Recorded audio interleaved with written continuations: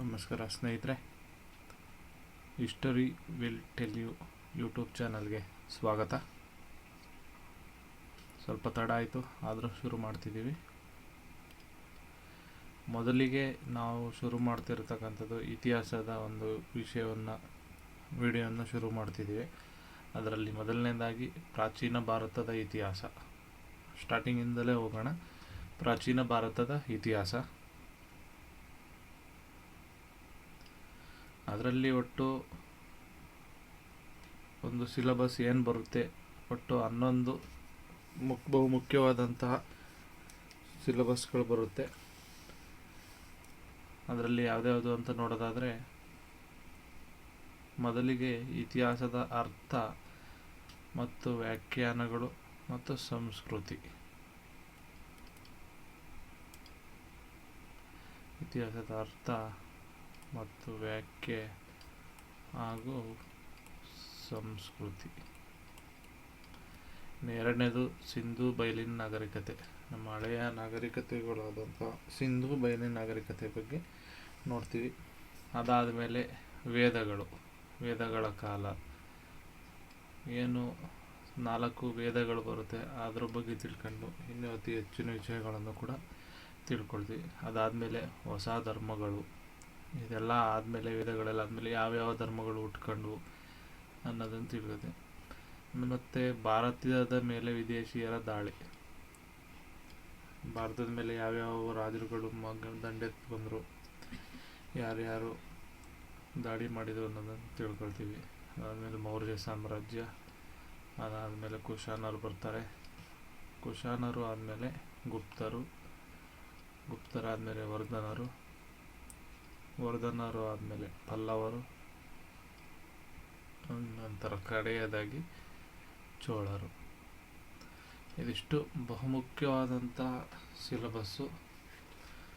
ಎಷ್ಟು ಸಾಧ್ಯ ಆಗುತ್ತೆ ಅಷ್ಟು ಬೇಗನೆ ಮುಗಿಸ್ಕೊಂಡು ಬರೋ ಅಂತಹ ಮುಂದಿನ ನೇಮಕಾತಿಗಳಲ್ಲಿ ಆದಷ್ಟು ಬೇಗ ರೆಡಿಯಾಗಿ, ಎಷ್ಟು ಬೇಗ ಆಗುತ್ತೆ ಅಷ್ಟು ಬೇಗ ಎಲ್ಲ ವಿಷಯಗಳನ್ನು ಮುಗಿಸ್ಕೊಳ್ಳೋಣ. ನೇಮಕಾತಿಗೆ ರೆಡಿಯಾಗೋಣ. ಆ ನೇಮಕಾತಿಯಲ್ಲಿ ಏನು ಒಂದು ಪೋಸ್ಟ್ಗಳಿರುತ್ತೆ, ಆ ಪೋಸ್ಟ್ಗಳಲ್ಲಿ ನಮ್ಮದು ಒಂದು ಹೆಸರು ಬಂದು ನಮ್ಮ ಜೀವನನೂ ಉದ್ಧಾರ ಆಗಲಿ ಅನ್ನೋ ಒಂದು ಧ್ಯೇಯದೊಂದಿಗೆ ಶುರು ಮಾಡೋಣ. ಒಟ್ಟು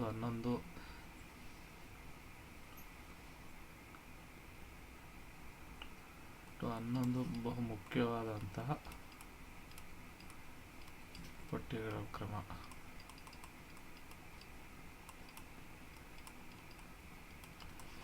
ಏನಿಲ್ಲ, ದಿನಕ್ಕೆ ಒಂದರಂತೆ ಹೋದ್ರೂ ಕೂಡ 11 ದಿವಸಕ್ಕೆ ಪ್ರಾಚೀನ ಭಾರತದ ಇತಿಹಾಸನೇ ಮುಗಿದೋಗುತ್ತೆ. ಹಾಗಂತ ಒಂದೇ ಅಂತ ಅಂತಲ್ಲ, ಒಂದೊಂದು ದಿನ 2 ಅಧ್ಯಾಯಗಳನ್ನು ಕೂಡ ಮುಗಿಸೋಣ.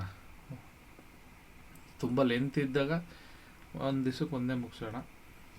ಚಿಕ್ಕ ಪುಟ್ಟದಿತ್ತು ಅಂತ ಅಂದರೆ ಒಂದು ದಿವಸಕ್ಕೆ 2 ಮುಗಿಸೋಣ. ಒಟ್ಟಾರೆ 20ರಿಂದ 25 ದಿನದೊಳಗಡೆ, ಏನು ಆಗಸ್ಟ್ ಮಂತ್ ಇದೆ, ಈ ಮಂತ್ ಮುಗಿಯೋದ್ರೊಳಗಡೆ ಆದಷ್ಟು ಪೂರ್ತಿ ಇತಿಹಾಸನೇ ಮುಗಿಸೋದಕ್ಕೆ ಟ್ರೈ ಮಾಡೋಣ. ಎಲ್ಲರೂ ಬುಲೆಟ್ ಟ್ರೈನ್ ಇದ್ದಾರೆ, ನಾವ್ಯಾಕೆ ಇನ್ನು ಎತ್ತಿನ ಗಾಡೀಲಿರಬೇಕು.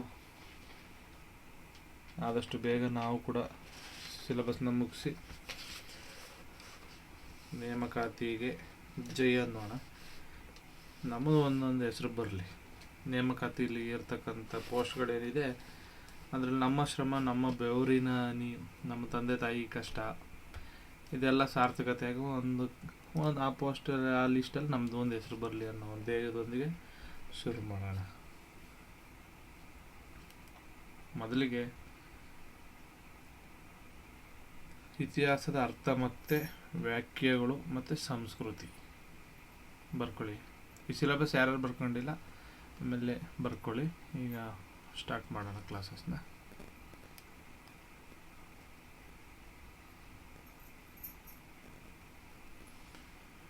ಮೊದಲಿಗೆ ಇತಿಹಾಸದ ಅರ್ಥ, ವ್ಯಾಖ್ಯೆ ಮತ್ತು ಸಂಸ್ಕೃತಿ.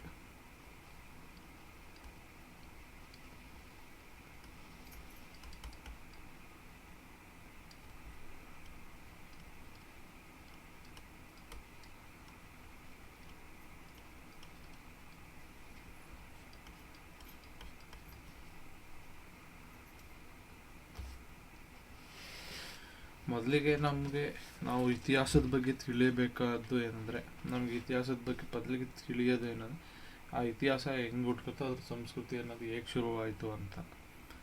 ನಮಗೆ ಮೊದಲಿಗೆ ಇತಿಹಾಸ ಹೇಗೆ ಬಂತು ಅನ್ನೋದು ನೋಡೋದಾದರೆ, ಇದು ಸಂಸ್ಕೃತ ಭಾಷೆಯಲ್ಲಿ ಇತಿಹಾಸ ಅನ್ನೋದು ಬಂದಿದ್ದು. ಸಂಸ್ಕೃತ ಏನು ಇದೆ ಅದರಲ್ಲಿ ಇತಿಹಾಸ ಅನ್ನೋ ಪದ ಇದ್ದಿದ್ದು. ಆ ಇತಿಹಾಸ ಅಂದರೆ ಏನು ಅಂತ ಅಂದರೆ,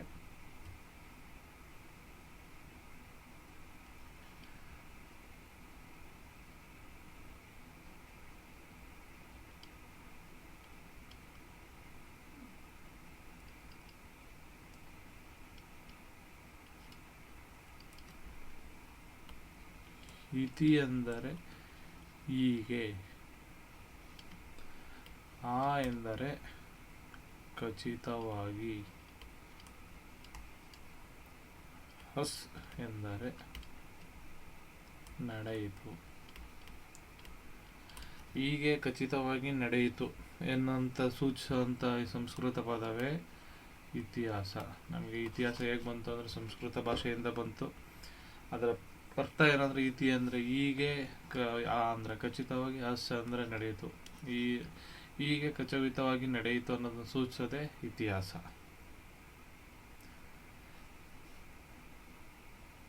ಬರ್ಕೊಳ್ಳಿ. ಇನ್ನು ನಮಗೆ ಇತಿಹಾಸದ ಬಗ್ಗೆ ತಿಳುವಳಿಕೆ ಕೊಟ್ಟಂಥವ್ರು, ಇತಿಹಾಸದ ಬಗ್ಗೆ ಒಂದು ವಿಚಾರವನ್ನು ನಮಗೆ ಕೊಟ್ಟಂಥವ್ರು ಯಾರು ಅಂತ ಅಂದರೆ ಅವರೇ ಹೆರೋಡಟಸ್. ಇವರನ್ನು ಇತಿಹಾಸದ ಪಿತಾಮಹ ಅಂತಲೂ ಕರೀತಾರೆ. ಇತಿಹಾಸದ ಪಿತಾಮಹ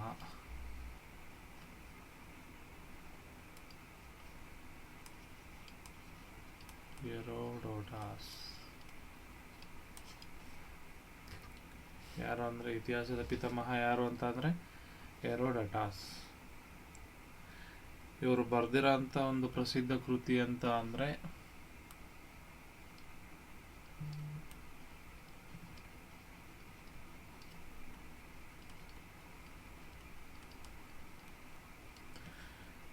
the history of Persian wars. ಇವರ ಒಂದು ಪ್ರಸಿದ್ಧವಾದ ಕೃತಿ ಯಾವುದು ಅಂತ ಅಂದರೆ ದಿ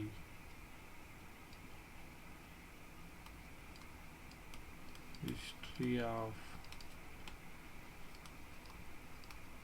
ಪರ್ಷಿಯನ್ ವಾರ್ಸ್. ಇತಿಹಾಸದ ಪಿತಾಮಹ ಅಂದರೆ ಯಾರು? ಹೆರೋಡಟಸ್. ಇವರ ಪ್ರಸಿದ್ಧ ಕೃತಿ ಅಂತ ಅಂದರೆ the history of the Persian wars. ಇನ್ನು ಕೆಲವರು ಸಂಶೋಧಕರು ಇರ್ತಾರೆ, ಅವರು ಕೂಡ ವಿಭಿನ್ನವಾದಂಥ ಕೆಲವೊಂದು ವ್ಯಾಖ್ಯಾನಗಳು ಕೊಟ್ಟಿದ್ದಾರೆ. ಆ ವ್ಯಾಖ್ಯಾನಗಳು ಯಾವುದು ಅಂತ ನೋಡೋದಾದರೆ, ನೆಹರೂರವರು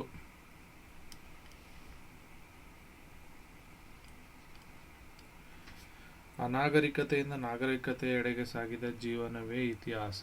ನೆಹರು ಅವರ ಪ್ರಕಾರ ಇತಿಹಾಸ ಅಂದರೆ ಏನು ಅಂತ ಅಂದರೆ, ಅನಾಗರಿಕತೆಯಿಂದ ನಾಗರಿಕತೆಯೆಡೆಗೆ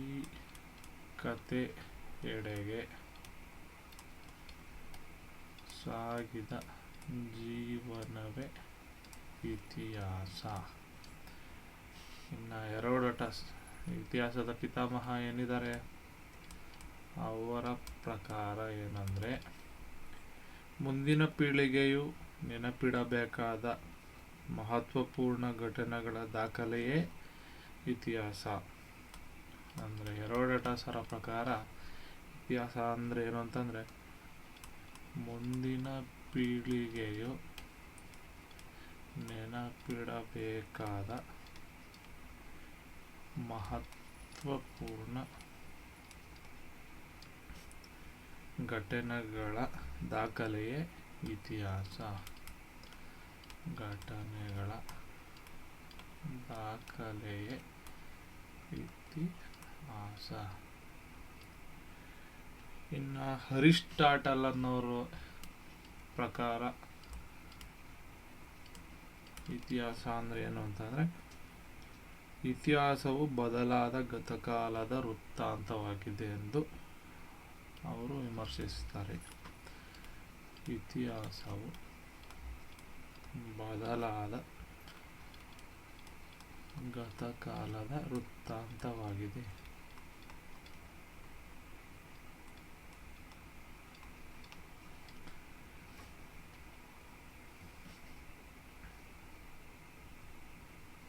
ಇನ್ನು ಥಾಮಸ್ ಕಾರ್ಲೈಲ್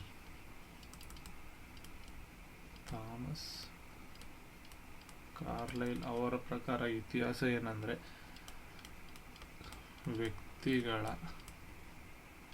ಜೀವನ ಚರಿತ್ರೆಯೇ ಇತಿಹಾಸ. ಇನ್ನು ಸಾಕಷ್ಟಿದ್ದಾರೆ, ಆದರೆ ಇಷ್ಟು ಸಾಕು, ಇಷ್ಟು ಜನದ್ದು ಸಾಕು. ಇನ್ನು ಅವರಿಗೆ ಬೇಕಾದ ರೀತಿಯಲ್ಲಿ ಇತಿಹಾಸ ಅಂದರೆ ಏನು ಅನ್ನೋದನ್ನು ಅವರ ಪ್ರಕಾರ ಅವರು ವಿಮರ್ಶೆ ಕೊಟ್ಟಿದ್ದಾರೆ. ಅದರಲ್ಲಿ ಬೇಕಾದಂಥ ಇನ್ನು ಇತಿಹಾಸದಲ್ಲಿ 2 ವಿಧ ಬರುತ್ತೆ. ನೆಕ್ಸ್ಟ್ ಬರ್ಕೊಳ್ಳಿ, ಬೇಗ ಬರ್ಕೋಬೇಕು ನೋಟ್ಸು ನಾನು ಹೇಳ್ತಿದ್ದಾಗಲೇ. ಇನ್ನು ಇತಿಹಾಸದಲ್ಲಿ 2 ವಿಧವಿದೆ. ನಾನು ಹೇಳ್ತೀನಲ್ಲ, ನಾನು ಹೇಳೋದು ನಿಮ್ಗೆ ಕೇಳುತ್ತಲ್ಲ, ಆವಾಗಲೇ ನೋಡ್ಕೊಂಡು ಬರ್ರಿ. ಯಾರು ಗೊತ್ತಾಗಲಿಲ್ಲ ಆಗ ನೋಡಿ, ವಿಡಿಯೋದಲ್ಲಿ ಕಾಣುತ್ತೆ. ಇತಿಹಾಸದಲ್ಲಿ 2 ಥರ ಕಾಲ ಬರುತ್ತೆ. ಅದರಲ್ಲಿ ಮೊದಲನೇದು ಐತಿಹಾಸಿಕ ಕಾಲ.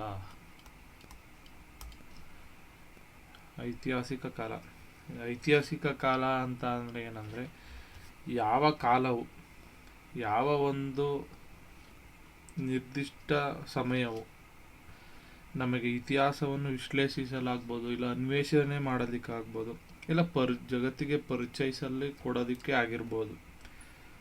ಆ ಒಂದು ಉದ್ದೇಶ ಇಟ್ಕೊಂಡು ಕೆಲಸ ನಡೀತಿದ್ದಾಗ ಯಾವ ಒಂದು ಕಾಲ ನಮಗೆ ಲಿಖಿತ ಆಧಾರಗಳನ್ನು ಇತಿಹಾಸದ ಬಗ್ಗೆ ರಚಿಸಲು, ಅನ್ವೇಷಣೆ ಮಾಡಲು, ಸಂಶೋಧನೆ ಕೈಗೊಳ್ಳಲು ಯಾವ ಒಂದು ಲಿಖಿತ ಆಧಾರಗಳನ್ನು ಸಿಕ್ಕಿದೆಯೋ ಅಂತ ಇದಕ್ಕೆ ನಾವು ಐತಿಹಾಸಿಕ ಕಾಲ ಅನ್ನುತ್ತೇವೆ. ಬರ್ಕೊಳ್ಳಿ.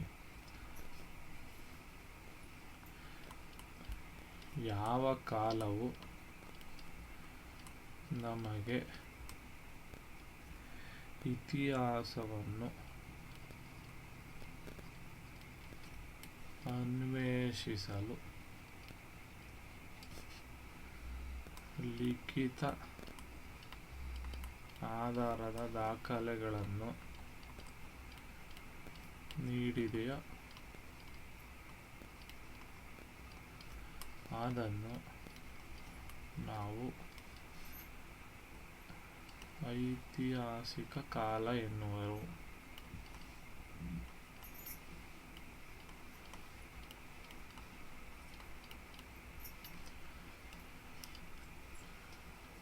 ಇನ್ನು 2ನೇದು ಇತಿಹಾಸ ಪೂರ್ವ ಕಾಲ.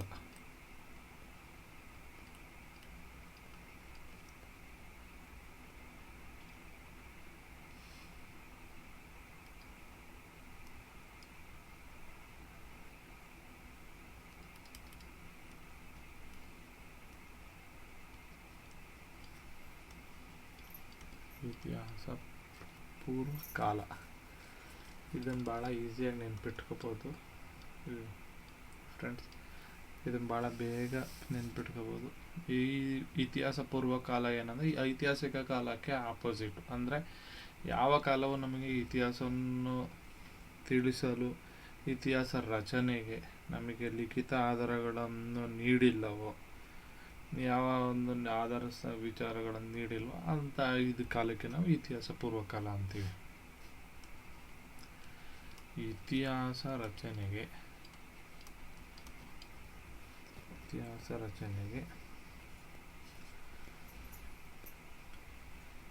ಲಿಖಿತ ಆಧಾರಗಳನ್ನು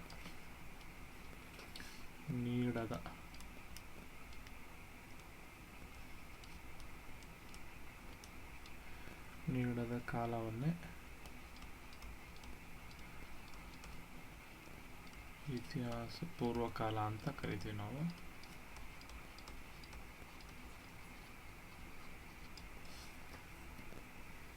ಇತಿಹಾಸದಲ್ಲಿ ಆ ಎರಡು ವಿಧ ಬರುತ್ತೆ.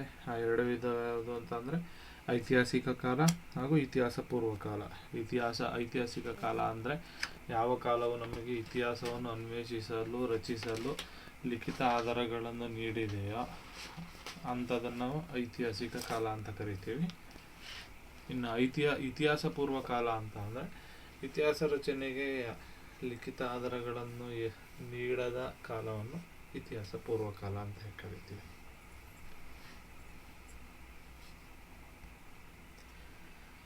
ಇನ್ನು ಮುಂದುವರೆದಂತೆ ಇದು ಇತಿಹಾಸಕ್ಕೆ ಸಂಬಂಧಪಟ್ಟಂತಹ ವ್ಯಾಖ್ಯೆಗಳು, ಅರ್ಥ ಮತ್ತು ವಿಧಗಳು. ಇನ್ನು ಮುಂದಿನ ಇದು ಹೋಗೋದಾದರೆ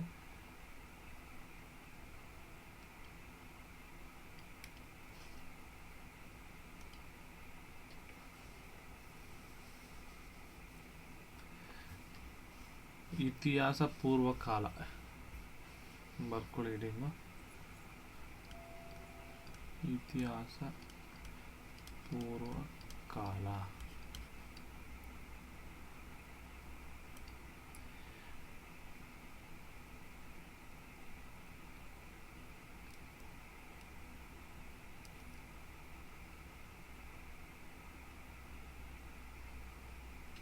ಈ ಇತಿಹಾಸ ಪೂರ್ವಕಾಲ ಅನ್ನೋದು ಹೇಗೆ ಬೆಳಕಿಗೆ ಬಂತು ಅಂತ ತಿಳ್ಕೊಳ್ಳೋದಾದರೆ, ಮೊದಲ ಬಾರಿಗೆ 1863ರಲ್ಲಿ ಮೇ 30ರಂದು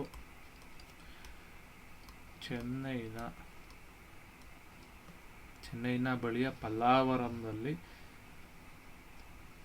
ಶಿಲಾಯುಗಕ್ಕೆ ಸೇರಿದಂತಹ ಆಯುಧವೊಂದನ್ನು ಪತ್ತೆ ಮಾಡಲಾಯಿತು. ಚೆನ್ನೈನ ಪಲ್ಲಾವರಂನಲ್ಲಿ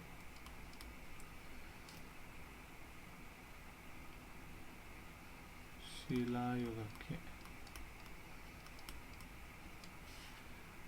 ಸೇರಿದ ಒಂದು ಆಯುಧವನ್ನು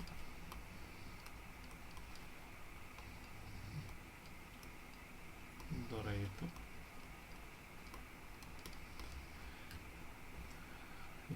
ಇತಿಹಾಸ ಪೂರ್ವ ಕಾಲ ಅನ್ನೋದನ್ನು ಹೇಗೆ ಅನ್ವೇಷಣೆಗೆ ಬಂತು ಅನ್ನೋದ್ರೆ 1863ರಲ್ಲಿ ಮೇ 30ರಂದು ಚೆನ್ನೈನ ಪಲ್ಲಾವರಂನಲ್ಲಿ ಶಿಲಾಯುಗಕ್ಕೆ ಸೇರಿದ ಒಂದು ಆಯುಧ ದೊರೆಯುತ್ತೆ. ಆ ಆಯುಧ ದೊರೆದು ಅದನ್ನು ಸಂಶೋಧನೆಗೊಳಪಡಿಸಿದಾಗ ಅದು ಇತಿಹಾಸ ಪೂರ್ವ ಕಾಲದ್ದು. ಈಗ ಹಿಂದೆ ಏನು ತಿಳ್ಕೊಂಡ್ವಿ, ಯಾವ ಒಂದು ಕಾಲ ರಚನೆಗೆ ನಮಗೆ ಲಿಖಿತ ಆಧಾರಗಳನ್ನು ನೀಡಿದೆಯೋ, ಸಾಕ್ಷಿಗಳನ್ನು ನೀಡಿದೆಯೋ ಅದಕ್ಕೆ ನಾವು ಐತಿಹಾಸಿಕ ಕಾಲ ಅಂತ ಹೇಳ್ತೀವೋ ಆ ಒಂದು ಸಂಬಂಧಪಟ್ಟಂತೆ ಇದು.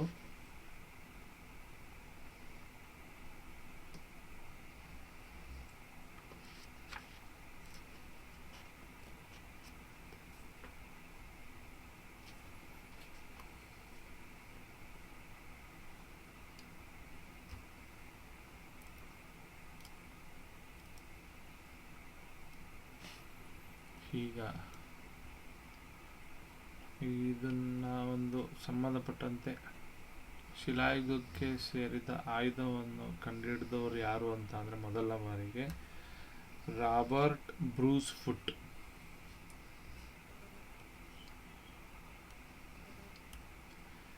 ಇತಿಹಾಸ ಪೂರ್ವಕಾಲಕ್ಕೆ ಸಂಬಂಧಿಸಿದ ಆಯುಧವನ್ನು ಕಂಡುಹಿಡಿದವರೆಂದರೆ ರಾಬರ್ಟ್ ಬ್ರೂಸ್ ಫುಟ್.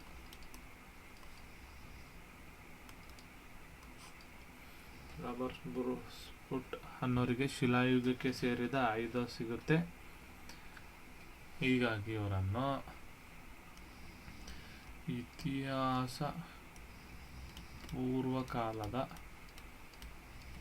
ಪಿತಾಮಹ ಎನ್ನುವರು.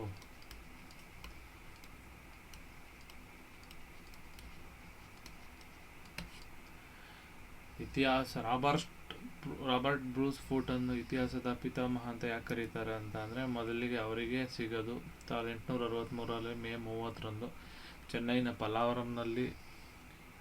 ಪಲ್ಲಾವರಂನಲ್ಲಿ ಮೊದಲ ಬಾರಿಗೆ ಶಿಲಾಯುಗಕ್ಕೆ ಸೇರಿದಂಥ ಒಂದು ಆಯುಧ ದೊರೆಯುತ್ತೆ. ಹೀಗಾಗಿ ಇವರನ್ನು ಇತಿಹಾಸ ಪೂರ್ವ ಕಾಲದ ಪಿತಾಮಹ ಎನ್ನುತ್ತಾರೆ.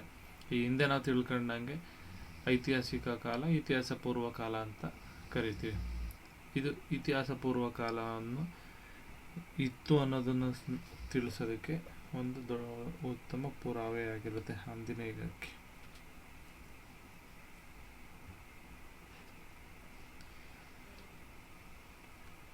ಇನ್ನು ಇತಿಹಾಸ ಪೂರ್ವ ಕಾಲ, ಅದರಲ್ಲಿ ಯಾವ್ಯಾವ ಯುಗ ಬರುತ್ತೆ ಅನ್ನೋ ತಿಳ್ಕೊಳ್ಳೋದಾದರೆ,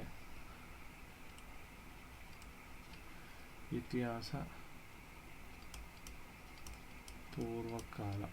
ಈ ಇತಿಹಾಸ ಪೂರ್ವ ಕಾಲದಲ್ಲಿ 2 ಯುಗ ಬರುತ್ತೆ. ಆ 2 ಯುಗ ಯಾವುದು ಅಂತಂದರೆ, ಒಂದು ಶಿಲಾಯುಗ, ಇನ್ನೊಂದು ಲೋಹಯುಗ. ಈ ಶಿಲಾಯುಗದಲ್ಲಿ ಹಳೆಯ ಶಿಲಾಯುಗ, ಮಧ್ಯ ಶಿಲಾಯುಗ, ಇನ್ನು ಒಂದು ಯಾವುದು ಅಂದರೆ ಹೊಸ ಶಿಲಾಯುಗ. ಇತಿಹಾಸ ಪೂರ್ವ ಕಾಲದಲ್ಲಿ 2 ಕಾಲ ಅಂತ ಗುರುತಿಸ್ತೀವಿ. ಅದು ಒಂದು ಶಿಲಾಯುಗ, ಇನ್ನೊಂದು ಲೋಹಯುಗ.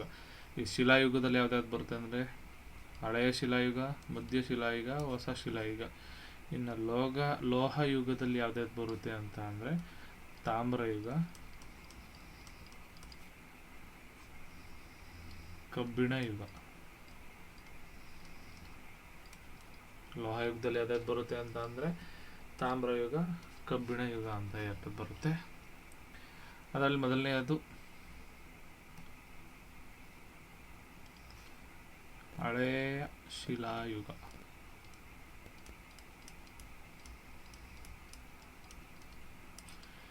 ಹಳೆಯ ಶಿಲಾಯುಗ.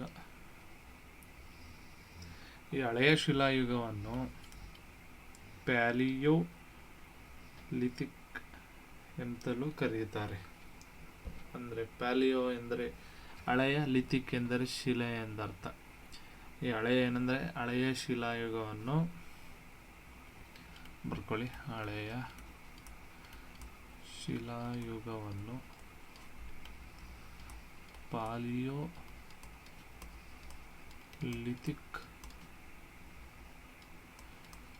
ಯುಗ ಎಂದು ಕೂಡ ಕರೆಯುತ್ತಾರೆ. ಇದರಲ್ಲಿ ಪಾಲಿಯೋ ಎಂದರೆ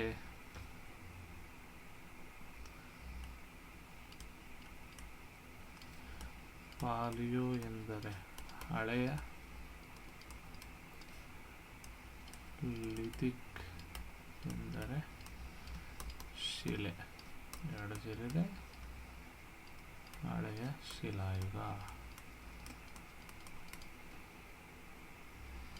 ಪಾಲಿಯೋಲಿಥಿಕ್ ಅಂದರೆ ಗೊತ್ತಾಯ್ತಲ್ಲ. ಪಾಲಿಯೋಲಿಥಿಕ್ ಅಂತ ಅಂದರೆ ಅದರಲ್ಲಿ ಪಾಲಿಯೋ ಎಂದರೆ ಹಳೆಯ, ಲಿಥಿಕ್ ಎಂದರೆ ಶಿಲಾ ಯುಗ ಎಂದರ್ಥ. ಹಳೆಯ ಶಿಲಾಯುಗಕ್ಕೆ ಇನ್ನೊಂದು ಹೆಸರೇ ಪಾಲಿಯೋಲಿಥಿಕ್. ಈ ಕಾಲದ ಜನರು ಅಂದರೆ ಏನು ಹಳೆಯ ಶಿಲಾಯುಗದ ಜನರು ಏನಿದ್ದಾರೆ, ಇವರು ಬಹುಮುಖ್ಯವಾಗಿ ಬಳಸ್ತಿದ್ದಂಥ ಆಯುಧ ಅಂತ ಅಂದರೆ ಅದು ಬೆಣಚುಕಲ್ಲು. ಈಗ ನಾವೇನು ಚಾಕು ಅದು ಇದು ಅಂತ ಬಳಸ್ತೀವಲ್ಲ, ಅದೇ ರೀತಿ ಅಂದಿನ ಕಾಲದಲ್ಲಿ ಹಳೆಯ ಶಿಲಾಯುಗ ಮೊದಲನೇ ಒಂದು ಮಾನವನ ಅದನ್ನು ಶುರುವಾಗುತ್ತೆ ಜೀವನ. ಆ ಸಂದರ್ಭದಲ್ಲಿ ಅಂದಿನ ಜನರು ಒಂದಿನ ಶುರುವಿನಲ್ಲಿ ಬೆಣಚುಕಲ್ಲನ್ನು ಬಹುಮುಖ್ಯ ಆಯುಧವನ್ನಾಗಿ ಬಳಸ್ತಿದ್ರು. ಹಳೆಯ ಶಿಲಾಯುಗದ ಜನರ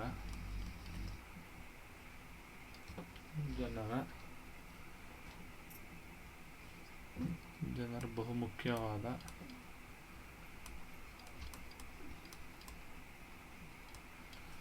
ಆಯುಧ ಅಂದರೆ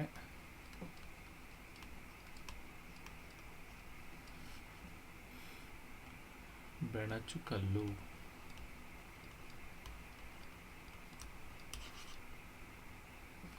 ಸಾರಿ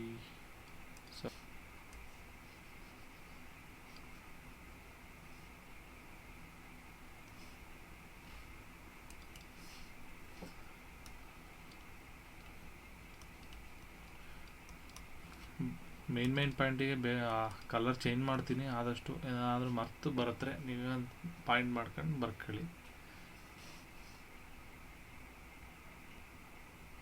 ಬರ್ಕೊಂಡ್ರ. ಮತ್ತು ಈ ಒಂದು ಏನು ಹಳೆಯ ಶಿಲಾಯುಗದ ಜನರು ಏನಿದ್ದಾರೆ, ಹಳೆಯ ಶಿಲಾಯುಗದ ಜನರು ಏನು ಅವರು ಜೀವನ ಶುರು ಮಾಡಿದರೆ, ಈ ಶಿಲಾಯುಗಕ್ಕೆ ಸೇರಿದ ಜನರು ಆಹಾರ ಸಂಗ್ರಾಹಕರಾಗಿದ್ದರು. ಏನಂತ ಅಂದರೆ ಇವರು ಆಹಾರವನ್ನು ಬೆಳೀತಾ ಇರಲಿಲ್ಲ. ಇವರು ಆಹಾರ ಬೆಳೆಯೋ ವಿಚಾರಗಳು ಗೊತ್ತಿರಲಿಲ್ಲ. ಇವ್ರಿಗೆ ಕೃಷಿ ಆಗಲಿ, ಪಶುಸಂಗೋಪನೆ ಆಗಲಿ, ವ್ಯವಸಾಯ ಆಗಲಿ ಮತ್ತೊಂದು ಏನೂ ಗೊತ್ತಿರಲಿಲ್ಲ. ಇವರು ಕೇವಲ ಆಹಾರ ಸಂಗ್ರಾಹಕರಾಗಿದ್ದರು. ಅಂದರೆ ಬೇಟೆಯಾಡಿ, ವನ್ಯಜೀವಿಗಳನ್ನು ಬೇಟೆಯಾಡಿ ಇವರು ಆಹಾರವನ್ನು ಸಂಗ್ರಹಿಸಿ ಇಟ್ಕೊಳ್ತಿದ್ರು. ಅದು ಬಿಟ್ಟರೆ ಇವರಿಗೆ ಯಾವುದೇ ರೀತಿ ವ್ಯವಸಾಯ ಗೊತ್ತಿರಲಿಲ್ಲ. ಹೀಗಾಗಿ ಹಳೆಯ ಶಿಲಾಯುಗದ ಜನರು ಬರ್ಕೋಬೇಕು. ನೀವು ಜೊತೆಗೆ ಬರ್ಕೊಂಡ್ರೆ ಬೇಗ ಮುಗಿಯುತ್ತೆ. ಇವತ್ತೇನೇ ಆದ್ರೂ ಸಿಂಧು ಬಯಲಿನ ನಾಗರಿಕತೆವರೆಗೂ ಮುಗಿಸ್ಕೊಳ್ಳೋಣ. ಹಳೆಯ ಶಿಲಾಯುಗದ ಜನರು ಆಹಾರ ಸಂಗ್ರಹಕಾರರಾಗಿದ್ದರು. ಬೇಟೆ ಮಾಡಿ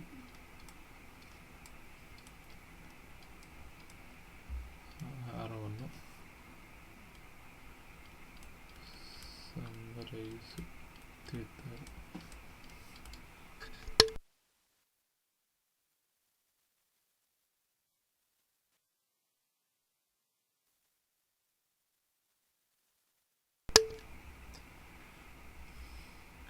ಇವರಿಗೆ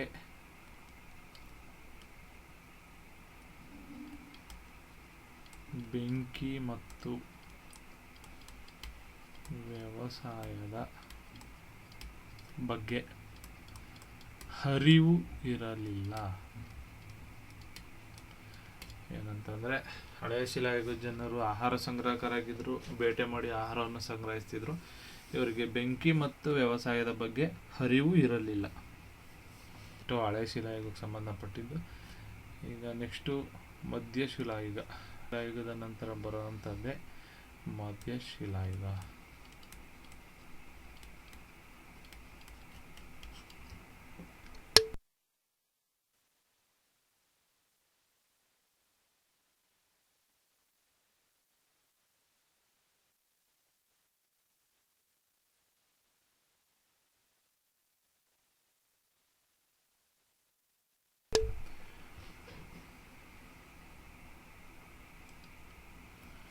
ಈ ಮಧ್ಯಶಿಲಾಯುಗಕ್ಕೆ ಇನ್ನೂ ಒಂದು ಹೆಸರಿತ್ತು, ಅದನ್ನೇ ಸೂಕ್ಷ್ಮ ಶಿಲಾಯುಗ.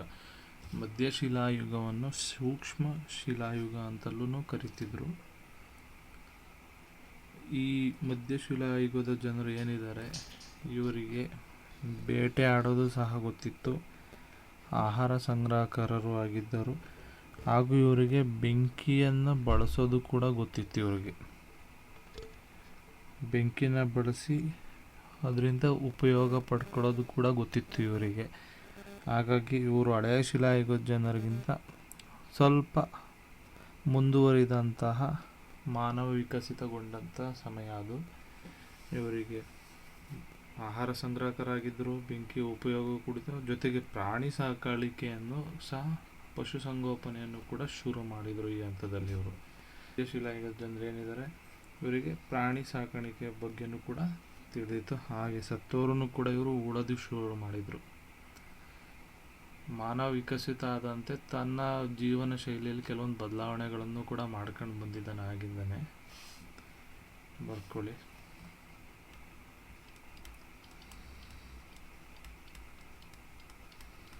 ಮಧ್ಯಶಿಲಾಯುಗಕ್ಕೆ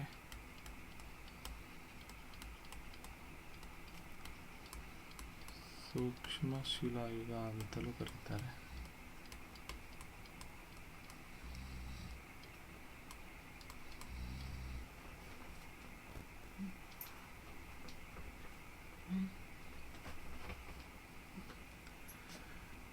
ಈ ಮಧ್ಯಶಿಲಾಯುಗಕ್ಕೆ ಸೇರಿದಂಥ ಜನರು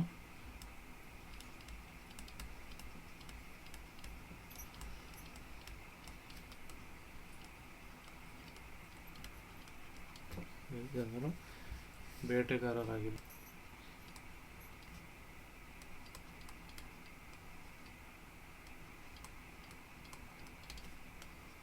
ಆಹಾರ ಸಂಗ್ರಹಕಾರರಾಗಿದ್ದರು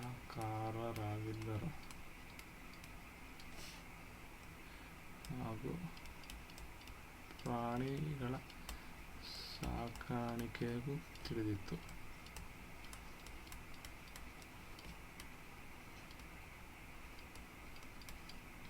ಮತ್ತು ಸತ್ತವರನ್ನು ಹೂಳುತ್ತಿದ್ದರು.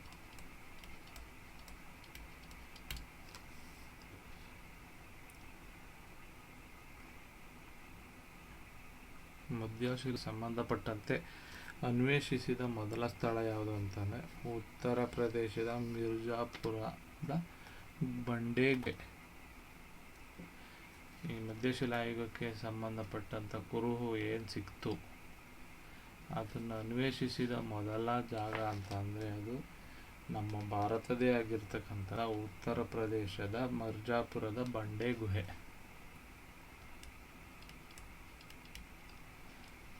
ಮಧ್ಯಶಿಲಾಯುಗ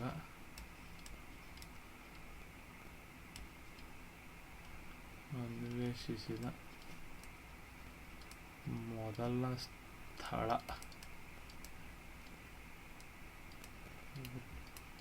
ಉತ್ತರ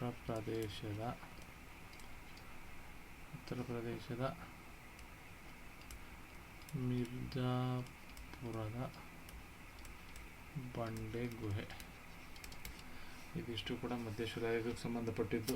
ಸ್ವಲ್ಪ ಬೇಗ ಬರ್ಕೊಳ್ಳಿ, ಬರ್ಕೊಂಡ್ರೆ ಒಳ್ಳೆಯದು, ಬೇಗ ಮುಗಿಯುತ್ತೆ. ಬರ್ಕೊಳ್ಳಿ. ಅದಾದಮೇಲೆ ಫ್ರೀ ಇರುತ್ತಲ್ಲ ಆಗ ಮತ್ತೊಮ್ಮೆ ವಿಡಿಯೋ ಪಾಸ್ ಮಾಡಿ ನೋಟ್ಸನ್ನು ಬರ್ಕೊಳ್ಳಿ. ಇನ್ನೊಂದು ನೂತನ ಶಿಲಾಯುಗ, ಮೂರನೇದು ನೂತನ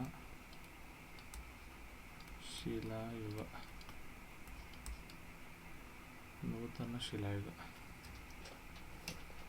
ಈ ಒಂದು ನೂತನ ಸಂಬಂಧಪಟ್ಟ ಜನರು ಏನು ಅಂದರೆ ಇವರು ಹಳೆಯ ಶಿಲಾಯುಗ ಮಧ್ಯ ಶಿಲಾಯುಗದ ಜನರಿಗಿಂತ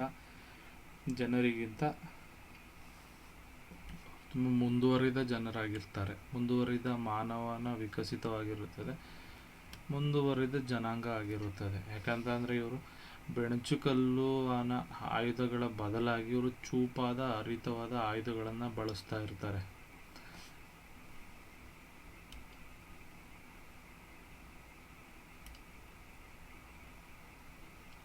ನೂತನ ಶಿಲಾಯುಗದ ಜನರು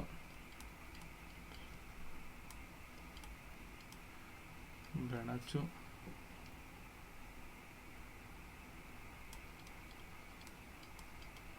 ಕಲ್ಲಿನ ಬದಲಾಗಿ ಚೂಪಾದ ಹಾಗೂ ಹರಿತವಾದ ಆಯುಧಗಳನ್ನು ಬಳಸ್ತಿರ್ತಾರೆ.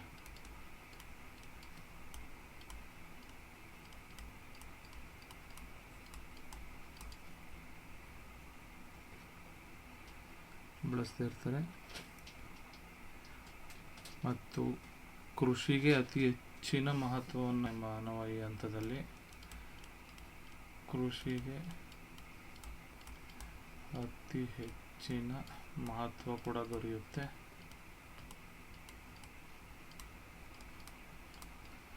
ಬೇಟೆ ಆಡಿ ಪ್ರಾಣಿ ಸಾಕಾಣಿಕೆಯಿಂದ ಜೀವನ ನಡೆಸ್ತಾ ಇದ್ದಂಥ ಮನುಷ್ಯ ಈ ಒಂದು ಸಂದರ್ಭದಲ್ಲಿ ನೂತನ ಶಿಲಾಯುಗಕ್ಕೆ ವಿಕಸಿತ ಹೊಂದಿದಂಥ ಸಂದರ್ಭದಲ್ಲಿ ಅವನು ಕೃಷಿಯನ್ನು ಕೂಡ ಮಾಡೋದಕ್ಕೆ ಶುರು ಮಾಡ್ತಾನೆ. ಅದು ಕೃಷಿಗೆ ಅತಿ ಹೆಚ್ಚಿನ ಒತ್ತನ್ನು ಕೂಡ ಕೊಡ್ತಾರೆ ಈ ಸಂದರ್ಭದಲ್ಲಿ. ಮತ್ತು ಈ ಸಂದರ್ಭದಲ್ಲಿ ಈ ನೂತನ ಶಿಲಾಯುಗಕ್ಕೆ ಸೇರಿದಂಥ ಜನರು ಒಂದೆಡೆ ಸ್ಥಿರವಾಗಿ ನಿಂತು ಗುಂಪಾಗಿ ವಾಸಿಸಲು ಶುರು ಮಾಡ್ತಾರೆ.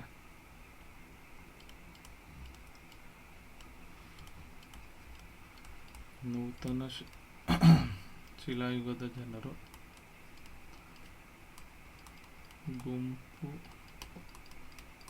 ಗುಂಪಾಗಿ ಜೀವನ ನಡೆಸಲು ಶುರು ಮಾಡುತ್ತಾರೆ. ಜೊತೆಗೆ ಇವರಿಗೆ ಪಶುಸಂಗೋಪನೆ ಬಗ್ಗೆನೂ ತಿಳಿದಿರುತ್ತೆ.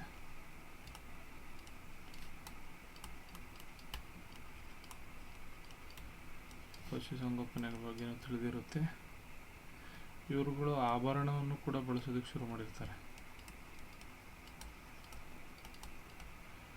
ನೂತನ ಶಿಲಾಯುಗಕ್ಕೆ ಸೇರಿದ ಜನರು ಆಭರಣ ಪ್ರಿಯರಾಗಿದ್ದು ಆಭರಣವನ್ನು ಬಳಸುತ್ತಿರುತ್ತಾರೆ.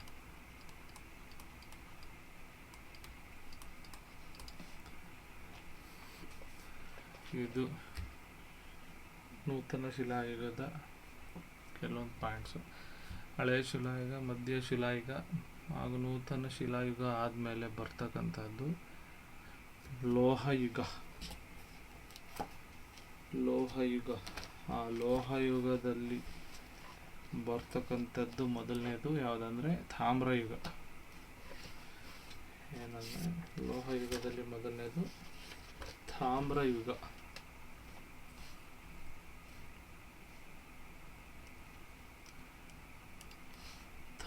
ಲೋಹಯುಗ, ಅದರಲ್ಲಿ ತಾಮ್ರಯುಗ. ಬರ್ಕೊಳ್ಳೋಣ ಬೇಗ. ತಾಮ್ರಯುಗ.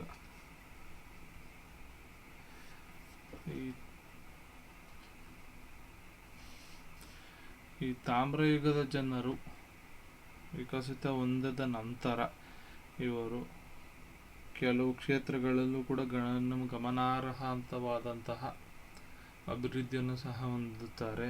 ಅದರಲ್ಲಿ ಬಹುಮುಖ್ಯವಾಗಿದ್ದೇನೆಂತಂದರೆ ಇವರು ಮಡಿಕೆ ಮಾಡೋ ಕಲಿಯೋ ಕಲೆಯನ್ನು ಕೂಡ ಕರಗತ ಮಾಡ್ಕೊಂಡಿರ್ತಾರೆ.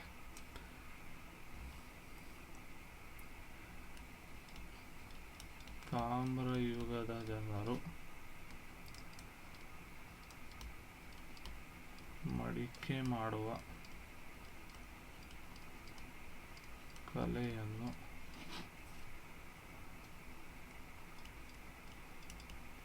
ಕರಗತ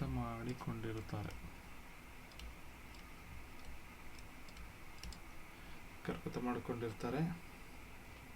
ಇವರು ಗೋಧಿ, ಬಾರ್ಲಿ, ಭತ್ತ, ಜೋಳ ಬೆಳೆಯನ್ನು ಬೆಳೆಯುತ್ತಿದ್ದರು.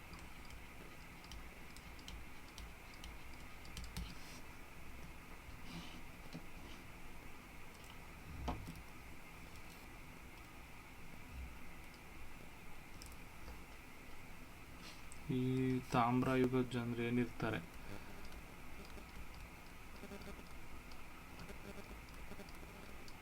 ಜನರು ಒಂದೆಡೆ ಗ್ರಾಮಗಳಾಗಿ ಮಾಡಿಕೊಂಡು ಒಂದೇ ಕಡೆ ಜೀವನವನ್ನು ಸಾಗಿಸಲು ಶುರು ಮಾಡಿರ್ತಾರೆ.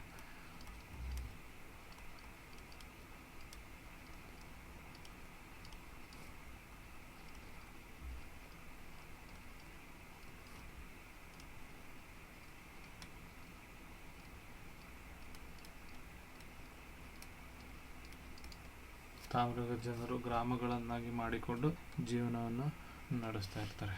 ಇನ್ನು ಮುಂದಿನದು ಕಬ್ಬಿಣ ಯುಗ.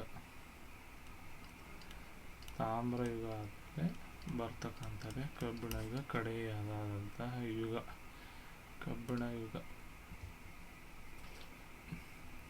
ಕಬ್ಬಿಣ ಯುಗವನ್ನು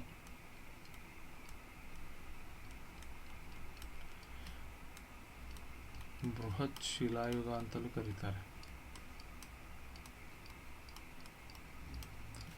ಕಬ್ಬಿಣ ಯುಗವನ್ನು ಬೃಹತ್ ಶಿಲಾಯುಗ ಎಂದು ಕರೆಯುತ್ತಾರೆ.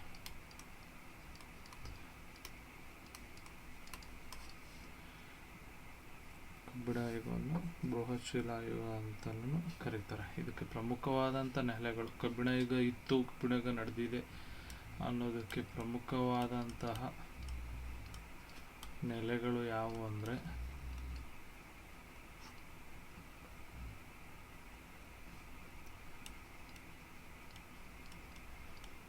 ತಮಿಳುನಾಡಿನ ತಲ್ಲಿಚೇರಿ,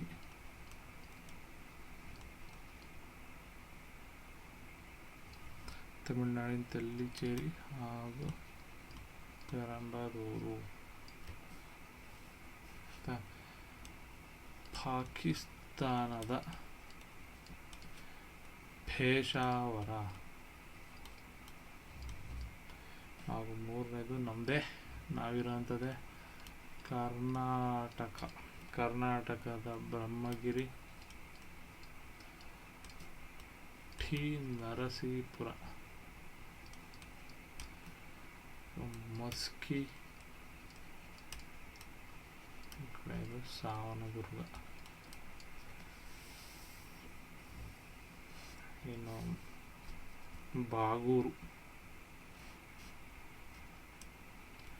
ಈ ಬಾಗೂರು ಅಂತಕ್ಕಂಥದ್ದು ಮಧ್ಯಶಿಲಾಯುಗದ ಅತಿ ದೊಡ್ಡ ನೆಲೆ. ಇದೇನು ಬರ್ಕೋಬೇಡಿ, ಇದೇನು ಬೇಡ, ಮುಖ್ಯವಾದ. ಆದರೂ ನಾನು ಬರೆಯೋದಿಲ್ಲ, ಬೇಕಾದ್ರೆ ನಿಮ್ಗೆ ಹೇಳ್ತೀನಿ, ನೀವು ಬರ್ಕೊಳ್ಳಂಗಿದ್ರೆ ಬರ್ಕೊಳ್ಳಿ. ಬಾಗೂರು ಮಧ್ಯಶಿಲಾಯುಗದ ಅತಿ ದೊಡ್ಡ ನೆಲೆ, ಆಯ್ತಾ. ಬಾಗೂರು ಅನ್ನೋಂಥ ಸ್ಥಳ ಏನಿದೆ ಅದು ಮಧ್ಯಶಿಲಾಯುಗ ಇದ್ದಂಥ ಅತಿ ದೊಡ್ಡ ನೆಲೆ. ಇನ್ನು ಲೋಟೇಶ್ವರ ಅನ್ನೋದು ಮಧ್ಯಶಿಲಾಯುಗದಲ್ಲಿ ಕಂಡು ಬಂದಂಥ ಜಾಗ. ಅದು ಕುರಿ, ಮೇಕೆ ಮತ್ತು ಇನ್ನು ಮುಂತಾದ ಪ್ರಾಣಿಗಳ ಮೂಳೆಗಳು ಸಹ ಅಲ್ಲಿ ದೊರೆತಿದ್ದಾವೆ. ಮಧ್ಯಶಿಲಾಯುಗ ಇತ್ತು ಅನ್ನೋದಕ್ಕೆ ಇದು ಒಂದು ಕೂಡ ಸಾಕ್ಷಿ ಆಗುತ್ತೆ. ಇನ್ನು ಕುಪ್ಪಗಲ್ ಕರ್ನಾಟಕದ ಬಳ್ಳಾರಿಯಲ್ಲಿದೆ. ಬಂಡೆ ಚಿತ್ರಕಲೆ ದೊರೆತಿದೆ ಅಲ್ಲೂ ಕೂಡ. ಕುಪ್ಪಗಲ್ ಏನಿದೆ ಬಳ್ಳಾರಿ ಜಿಲ್ಲೆಯಲ್ಲಿರ್ತಕ್ಕಂಥ ಕುಪ್ಪಗಲ್ಲಲ್ಲಿ ಏನಿದೆ ಅಲ್ಲಿ ಬಂಡೆ ಚಿತ್ರಕಲೆ ದೊರೆತಿದೆ. ಇದೆಲ್ಲ ಏನನ್ನು ಸೂಚಿಸುತ್ತೆ ಅಂತ ಅಂದರೆ ಆ ಒಂದು ನಾವು ಈಗೇನು ತಿಳ್ಕೊಳ್ತೀವಿ ಆ ಒಂದು ಯುಗಗಳು ಇದ್ದವು, ಅಲ್ಲಿ ಜನರ ಅಸ್ತಿತ್ವ ಕೂಡ ಇತ್ತು, ಮಾನವನ ಅಸ್ತಿತ್ವ ಇತ್ತು ಅನ್ನೋದಕ್ಕೆ ಸಿಕ್ಕಿರೋಂಥ ಪುರಾವೆಗಳು ಇವು.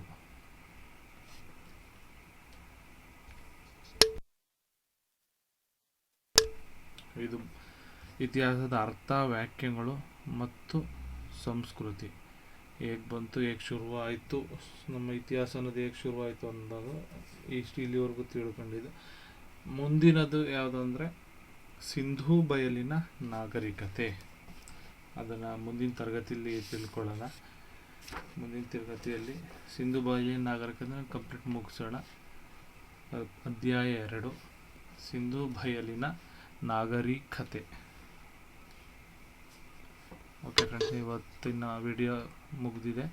ನಾಳೆ ಶಿಲಾಯುಗ ಮುಗಿದಿದೆ. ನಾಳೆ ಸಿಂಧೂ ಬಯಲಿನ ನಾಗರಿಕತೆ ಬಗ್ಗೆ ಡೀಪಾಗಿ ತಿಳ್ಕೊಳ್ಳೋಣ. ಸರಿ ಫ್ರೆಂಡ್ಸ್, ಒಳ್ಳೆಯದಾಗಲಿ ಎಲ್ಲರಿಗೂ. ನೋಟ್ಸ್ ಬರ್ಕೊಳ್ಳಿ, ಡೈಲಿ ರಿವಿಷನ್ ಮಾಡಿ ಫ್ರೆಂಡ್ಸ್. ನಾವು ಏನನ್ನು ನೋಟ್ಸನ್ನು ಬರಿತಿದ್ದೀನಿ ನಾನು, ಅದನ್ನು ನೋಡ್ಕೊಂಡು ನೀವು ಡೈಲಿ ರಿವಿಷನ್ ಮಾಡಿ. ನೀವು ಪ್ರತಿದಿನ ರಿವಿಷನ್ ಮಾಡಿದ್ದೇ ಆದರೆ ಪ್ರತಿದಿನ ನೀವು ಕೆಲವೊಂದು ಪಠ್ಯದಲ್ಲೇ ಆಗ್ಬೋದು, ಕೆಲವೊಂದು ವಿಚಾರದಲ್ಲಿ, ಕೆಲವೊಂದು ವಿಷಯದಲ್ಲಿ ಆಗ್ಬೋದು, ನೀವು ಎಷ್ಟು ರಿವಿಷನ್ ಮಾಡಿ ಎಷ್ಟು ಪರ್ಫೆಕ್ಟ್ ಆಗ್ತೀರಾ ಅಷ್ಟು ನೀವು ಗಟ್ಟಿ ಹೋಗ್ತೀರ. ಕೇವಲ ಸಣ್ಣ ಪುಟ್ಟ ಎಕ್ಸಾಮಲ್ಲಿ KS ಕೂಡ ನಿಮ್ಮ ಬೆರಳೆಣಿಗೆಯಲ್ಲಿ ಕ್ಲಿಯರ್ ಮಾಡುವಷ್ಟು ಪರ್ಫೆಕ್ಟ್ ಆಗ್ತೀರ. ಪ್ರತಿದಿನ ರಿವಿಷನ್ ಮಾಡ್ತಿರ್ಬೇಕು, ಪ್ರತಿದಿನವೂ ನೋಡ್ತಿರ್ಬೇಕು. ಇವತ್ತು ಓದಿದೆ, ನಾಳೆ ನೋಡೋಣ, ನಾಡಿದ್ದು ನೋಡೋಣ, ಸೋಮವಾರ ನೋಡೋಣ, ಇವತ್ತು ಭಾನುವಾರ ಒಂದಿನ ಆಗಲಿ, ಈ ಥರ ಹೋಯ್ತು ಅಂತ ನಿಮ್ಮ ವಯಸ್ಸು ಹೋಗ್ತಿರುತ್ತೆ. ಯಾವುದೂ ಏನೂ ಆಗೋಲ್ಲ.